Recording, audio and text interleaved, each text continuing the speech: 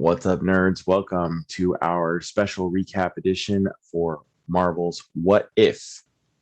What If? Episode 2. Episode 1, of course, brought us the story of Captain Carter. Episode 2, one that I was really looking forward to after hearing it was going to be one of the different premises that they used.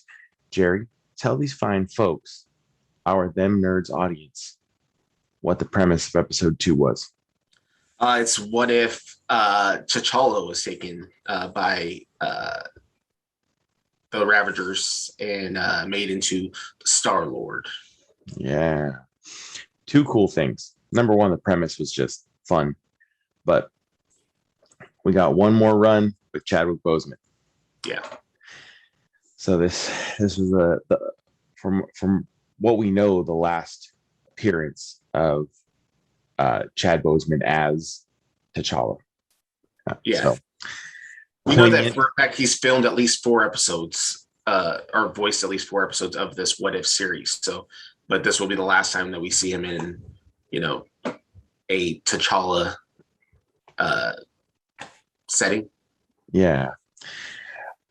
Well, so let's break down some of the cool stuff that happened in this episode, because I felt like they were just throwing Easter eggs at us left and right, or like nods, to other things and kind of tongue-in-cheek references. It was a great episode. Yeah. So we get a slightly different version of the Ravagers crew.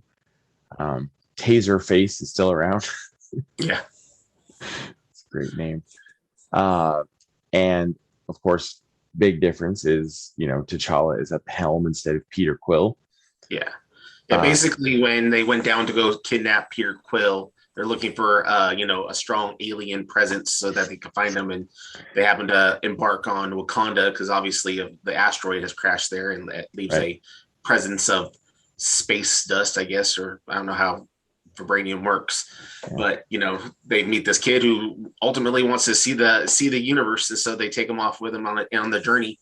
And then you see how, the T'Challa that everybody's fallen in love with, how much farther that he can go when he's up in the universe. He's fixing things all over the place. Yeah, there was a great parallel. The opening scene from Guardians where Peter Quill is trying to recover the orb that ends up having the Infinity Stone in it. And Korath, the Pursuer, played by Djimon Hounsou, and his crew, they bust in and they go after Quill. And we get that same scene, almost exactly the same, with T'Challa, but instead, when Korath sees him, he's kind of fangirls over him. Yeah. And there was some, kickbacks to other prior movies, like, he asked if he should bow, to Neil, which is a Infinity Wars flashback for when Bruce Banner meets him and he doesn't know what to do. Right. And so, it's this ultimately like he's fangirling over this idea of being like, I'm meeting my hero, Right. Which was great, and it led to that first kind of like oh wow sort of moment where Korath joins the Ravagers. Yeah. And he actually was one of the highlights of the episode for me. Great comic relief. He was hilarious the whole episode. Yeah, it was great. And then of course we meet another familiar character, Nebula. A little different Nebula though, isn't it? Yeah, she's not as battered and upgraded as the Nebula that we get to know. And we find out, that basically T'Challa has made Thanos' heart grow 3 times the size and realized that, oh, you know what? You don't need to snap away half of the, which I thought was funny. They continuously through the whole episode just keep calling it, no, that's genocide. Like, they just keep pointing out that that's what you're saying. I think what you're describing is genocide. Yeah. So this idea that maybe T'Challa effect on Thanos caused him not to end up putting forward the abuses that he had put onto Nebula. There's still a strained relationship there, and you obviously see there's some augmentations done to her face, but it's nothing compared to what it was. No, no, and I thought it was just so cool how the Ravagers crew was such a piecemeal kind of combination of all these different characters. We had, of course, the familiar ones, Yondu and Taserface. Um, we saw I said Batista, Drax, in a totally different role. He's a bartender.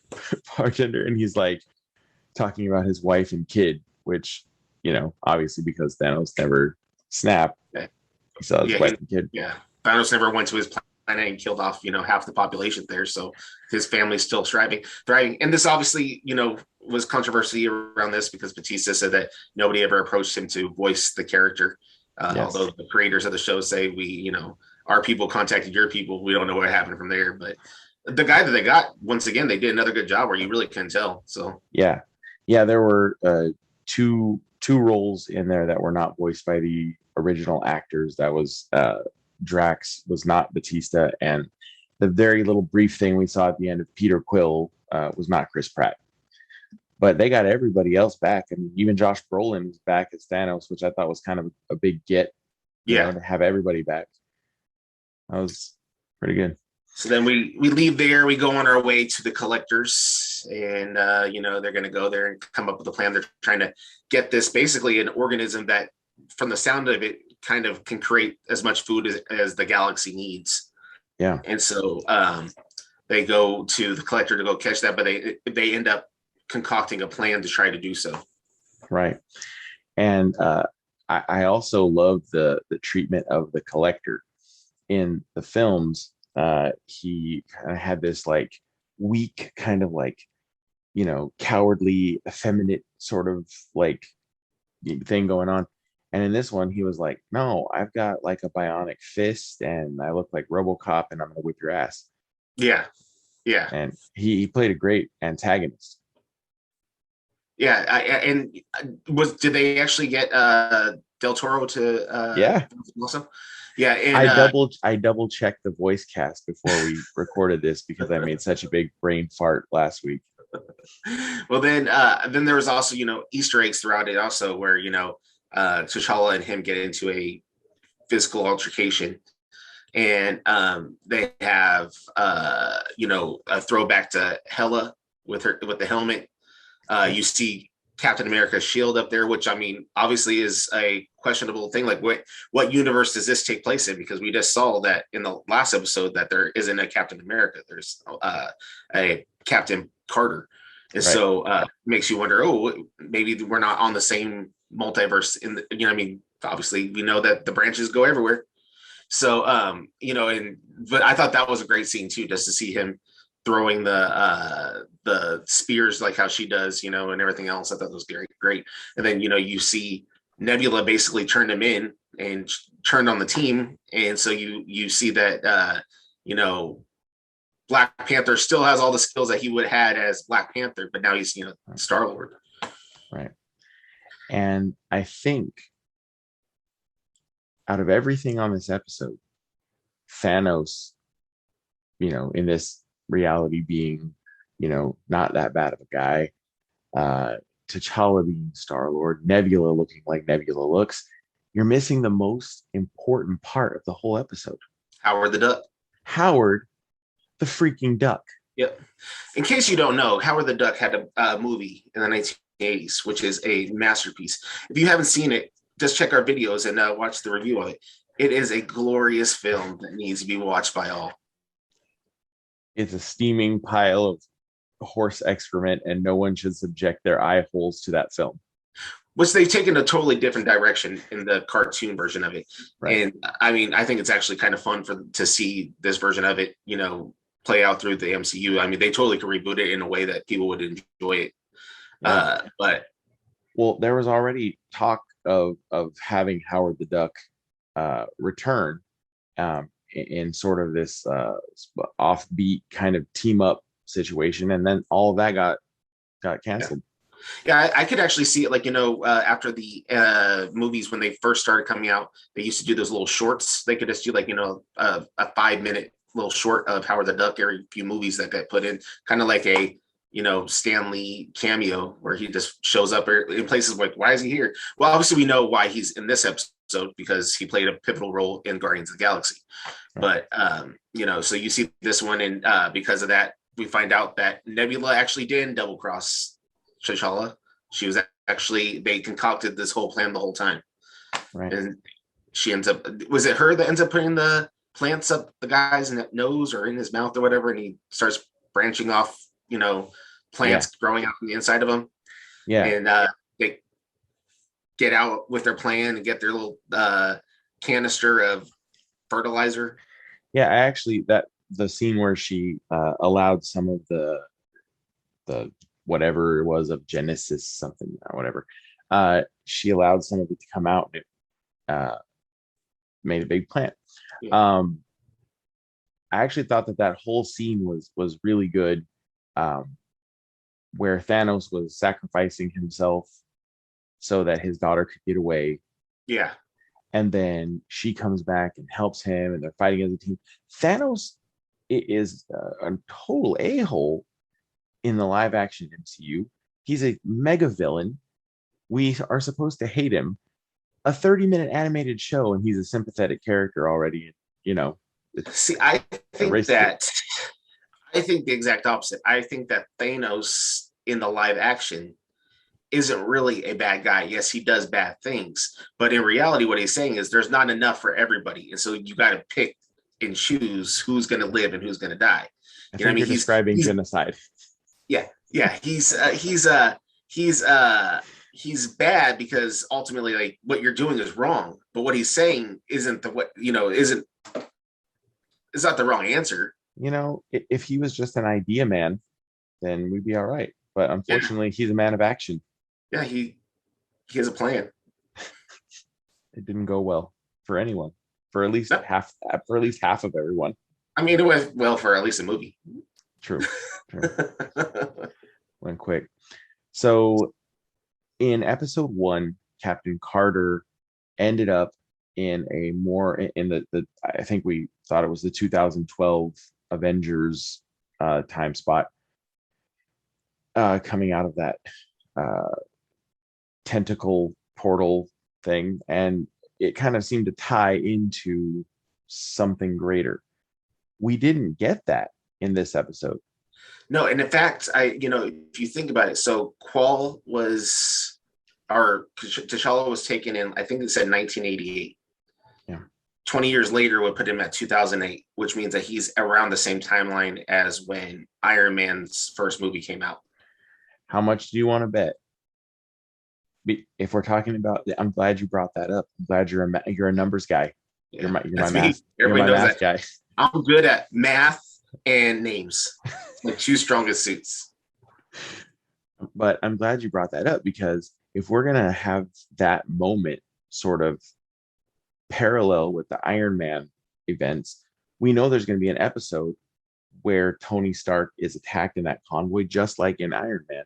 And who is there to save him but Eric Killmonger? Yep.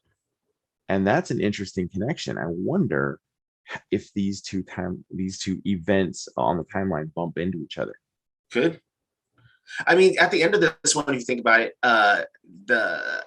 he returns back to Wakanda, and it really, like you said, the first one leaves you in a place where you could see that her storyline can go further. This one, I kind of felt like it almost could have been a standalone. Could have been, yeah. But if what you say is accurate, that 4-year period between the events of Iron Man and 20 years after T'Challa's disappearance, that 4 years between then and the Avengers, we could see a lot of events involving. So what I hear you saying is that each one of these shows is going to end at a specific highlight on the timeline that we currently know. Boom. You could be right about that. What if You're correct. What if I was right? All right. I think we've beaten this episode up pretty well. More you know. What did you nerds think? Did you enjoy it as much as we did, or at least as much as I did? I know I really, really liked this one. I'd say maybe better than the first one. Although I heard that their original plan was for the first one was that Rocketeer was going to make a appearance in the battle, and I thought that would have been pretty awesome. But they nixed it and they didn't let it happen. Boo. Yeah, they're Disney. They own everything. Put the damn man. What would it hurt? It wouldn't hurt nothing. Anyway, all right, nerds. What did you think? What do you want to see happen from here on out on What If with T'Challa? Because we know we have more stuff recorded. What else are you excited about in the season of What If? Next episode is the Doctor Strange one. Yep. Is that right? Doctor Strange. Well, I mean, Doctor Strange is going to be very unhappy because things have gone very poorly in the timeline. Oh, I thought you were going to say his extended warranty went out. No, but now that you mentioned, I need to return that call. It's going to be interesting to see how this Doctor Strange that we're going to see ties into the one that we know, and where the things kind of diverge, and if they're ever going to kind of come back together. It seems like they might be setting up for the events on this show to turn into live action. We've already talked about that with Captain Carter. So who knows? Yeah. Before we go, though, don't forget to like, subscribe, and comment below for a chance to win this Shang-Chi Funko Pop. Every week it's the feng shui. Yeah. It's always the Funko and the Shang. It just gets me every time. Enter to win this Karate Man toy. Yeah.